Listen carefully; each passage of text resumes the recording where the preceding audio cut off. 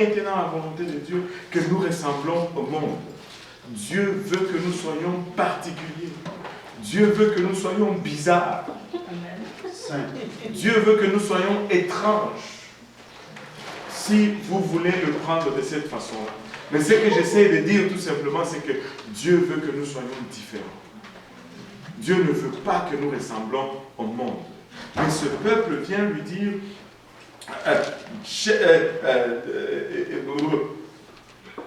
donne-nous un roi pour nous juger comme il y en a chez toutes les autres nations. Il voulait ressembler aux autres nations. Maintenant, Samuel a vu cela avec beaucoup de tristesse. Mais Dieu lui dit, non, non, non, ne t'inquiète pas, ce n'est pas toi qui le rejette, c'est moi qui le rejette. Parce que Dieu était le roi d'Israël. Mais ils sont en train de rejeter Dieu pour avoir un roi charnel, pour avoir un roi mortel, pour avoir un roi plutôt limité. Et Dieu dit à Samuel, va fais comme le peuple te dit. Très souvent, nous comme hommes, nous avons beaucoup de problèmes avec cela. Nous disons toujours, oh, mais pourquoi Dieu n'a pas refusé tout simplement? N'est-ce pas? Pourquoi Dieu dit à Samuel, va faire ce que le peuple dit, tout en sachant que ce que le peuple demande n'est pas bon? Qui s'est déjà posé cette question? Alors, soyons honnêtes. Je devais voir toutes les gens. Même ceux qui m'ont déjà posé face à face cette question n'osent même pas lever leur main. La réponse que je donne toujours, c'est celle-ci. Premièrement, Dieu est un gentleman. Il ne s'efforce sur personne. Dieu est ici par choix. Deuxièmement, Dieu a donné à tout homme une volonté libre. Et Dieu ne va jamais briser la volonté de quelqu'un. Troisièmement, c'est lui qui te dit, mais pourquoi Dieu ne refuse pas? Quand on lui donne la parole de Dieu, lui-même, il refuse de la suivre. Tu vas dire, oh, pourquoi Dieu, s'il savait que ce n'était pas bon, pourquoi il a donné? Mais toi, si tu sais que Dieu dit toujours ce qui est bon pour toi, pourquoi est-ce que tu argumentes avec lui? En fait, c'est ça la question que tu dois te poser. Il se trouve dans la situation de te donner ce que toi tu veux. C'est parce que toi tu n'acceptes pas ce qu'il te donne. Et s'il te disait non, tu vas dire, oh, Dieu est dictateur. D'ailleurs, j'ai été forcé, je n'ai même pas eu le choix. C'est ce qui se passe. Et, écoutez, si tu t'entêtes et que tu demandes toujours quelque chose, Dieu va te le donner. Mais ça ne sera probablement pas pour ton bien. C'est toujours mieux d'obéir à Dieu. Amen. C'est toujours mieux. Quand Dieu te fait une offre, c'est toujours la meilleure. Dieu t'offre toujours ce qui est de mieux en partant. Quand tu commences à argumenter avec Dieu, tu es déjà perdant. Parce que tu ne peux pas améliorer sur l'offre de Dieu. En fait. C'est impossible que tu améliores l'offre de Dieu. Pour une simple et bonne raison, Dieu est plus intelligent que toi, il est plus bon que toi, il est meilleur que toi, il connaît plus que toi. Tu ne peux pas améliorer ce qu'il t'offre.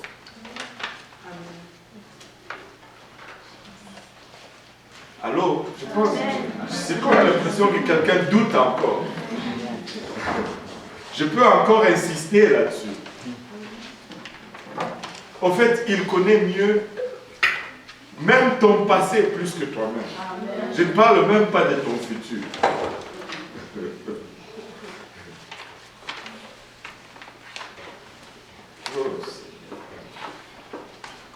Dis-toi tout simplement ceci. Il connaît mieux que toi. Et fais-lui confiance. Amen. Maintenant, Samuel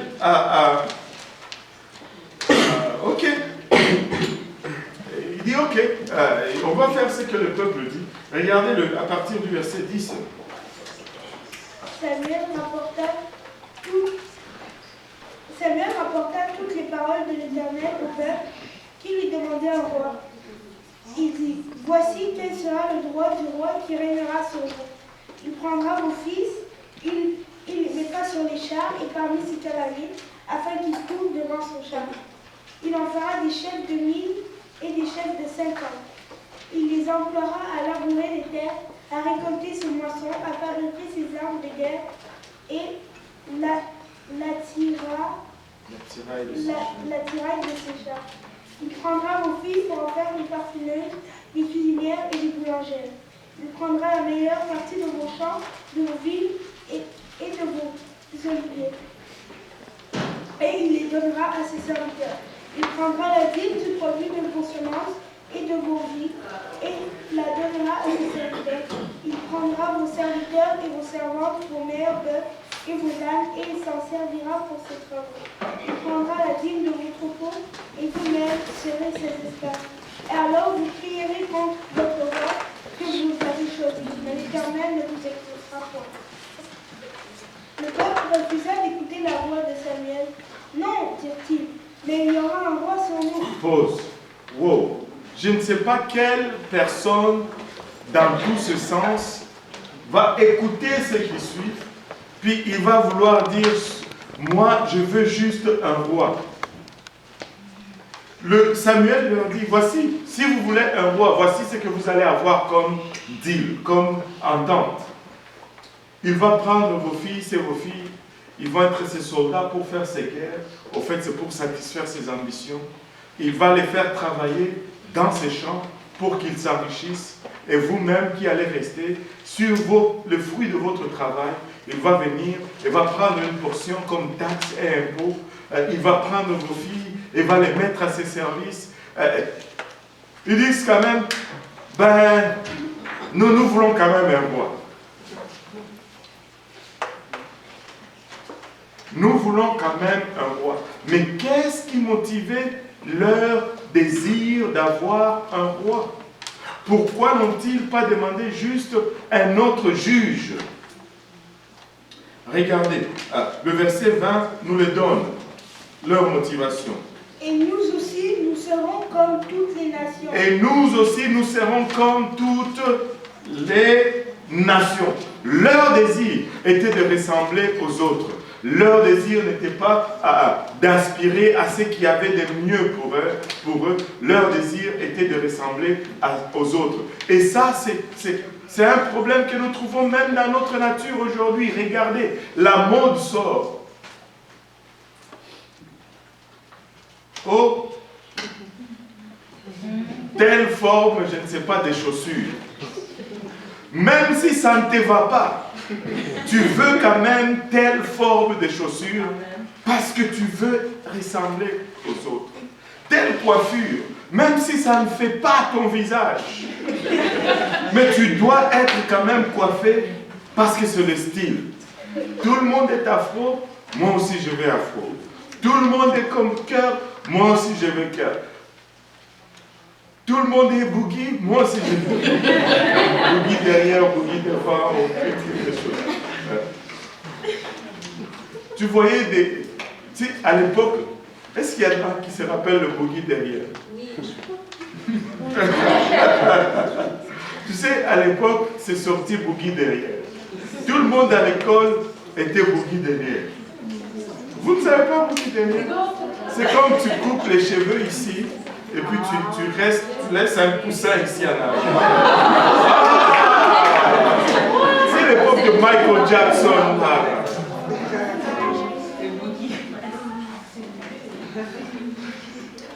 Tu sais, tu voyais des gens avec une tête qui a ma forme là. Tu sais, il y a un coin en arrière ici qui ne te permet pas d'avoir un bouquet derrière. Mais ils avaient quand même un coussin en arrière. Et ça faisait bizarre. Ça faisait traîner. Mais ils voulaient quand même être comme les autres. Et ça, c'est une lutte continue dans l'Église. L'Église ne cherche qu'à être comme le monde. Nous ne sommes pas le monde. Nous sommes un peuple élu. Un peuple péculier, un sacerdoce royal. Nous avons été mis à part. Nous ne sommes pas appelés à ressembler au monde.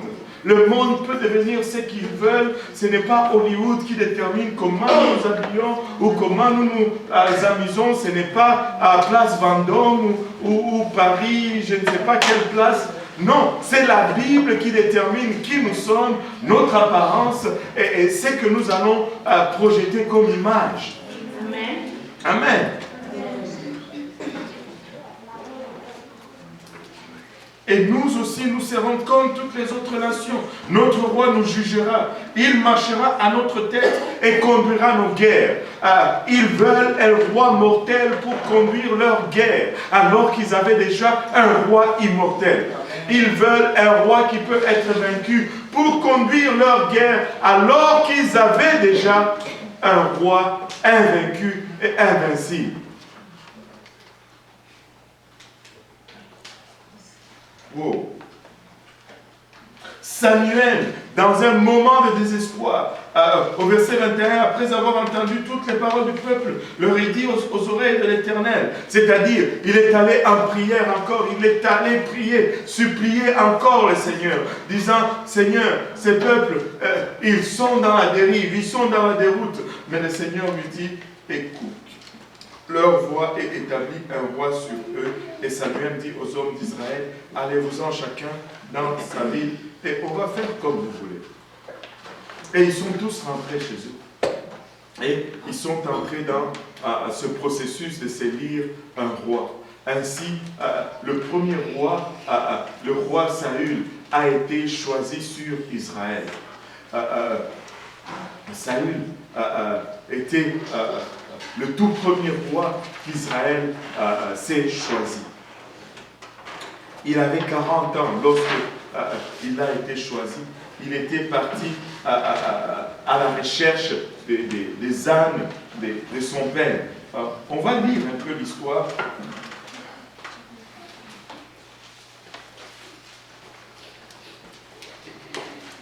Euh,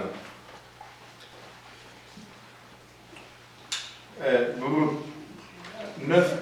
1 Samuel 9.1. Il y avait un homme de Benjamin nommé Kis, fils d'Abiel, fils de Séror, fils de Bécorat, fils d'Aphiach, fils de Benjamin. C'était un homme fort et vaillant. Il y avait un fils du nom de Saul, jeune et beau, plus beau qu'aucun des enfants d'Israël, et les dépensant tous de la tête. Les ânesses de Kis, père de Saül, s'égarèrent et Kis dit à Saul, son père, prends avec toi l'un des serviteurs, son fils, prends avec toi l'un des serviteurs, lève-toi, va et cherche les ânesses.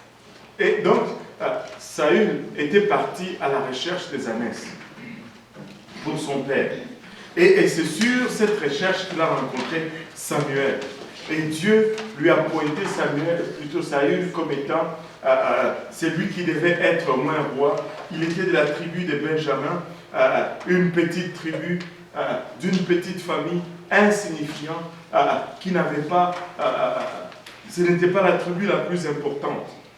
Écoute, Dieu ne prend point égard de notre état.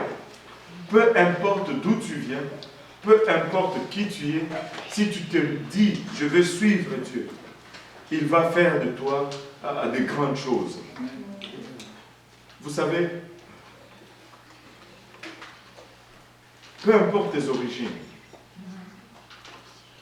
tu peux être puissamment utilisé par Dieu. Peu importe ton passé, avec Dieu, tu peux toujours avoir une opportunité.